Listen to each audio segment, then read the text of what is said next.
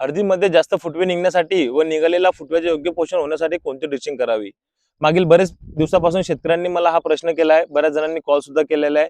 तर आपण या व्हिडिओच्या माध्यमातून सांगू की जास्त फुटवे निघण्यासाठी आणि निघालेल्या फुटव्याचे योग्य पोषण होण्यासाठी कोणती ड्रिचिंग करावी.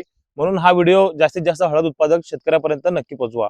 मित्रांनो, हळदीमध्ये 60 ते 90 दिवसाचा काळ खूप महत्त्वाचा असतो, कारण या दिवसामध्ये हळदीला फुटवे निघण्यास सुरुवात होत असते. फुटव्यासाठी सर्वात महत्त्वाचं अन्नद्रव्य राहते ते म्हणजे फॉस्फरस.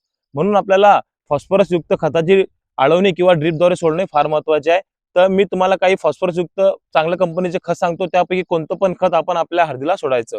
त्यामध्ये सर्वात चांगलं म्हणजे वेल ॲग्रो कंपनीचं 10-14 हे आपण एका एकरासाठी 2.5 किलो सोडावे, किंवा धनश्री कंपनीचं 14-48 हे एका एकरासाठी आपण 2.5 किलो सोडावे, किंवा महाफीड कंपनीचं 10-56 हे एका एकरासाठी आपण 5 किलो सोडू शकतो.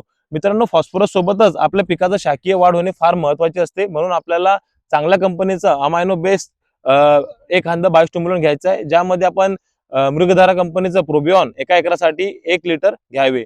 एका एकर हळदीसाठी आपल्याला 150 लिटर पाण्यामध्ये हे खत, हे जोडी आपल्याला सोडायची आहे. याने आपल्या हळदीला जास्त फुटवे निघून आपल्या हळदीचे शाकीय वाढ सुद्धा होईल. मित्रांनो, तुम्हाला ही माहिती कशी वाटली मला कमेंटमध्ये नक्की कळवा. तुमच्या काही अडचणी असेल तर मी माझा नंबर तुम्हाला स्क्रीनवर देतो, मला कधी पण कॉन्टॅक्ट करा. आणि अशाच माहितीसाठी आपल्या चॅनलला नक्की फॉलो करा. धन्यवाद. गौरव जंगले, मनोज फर्टिलायझर.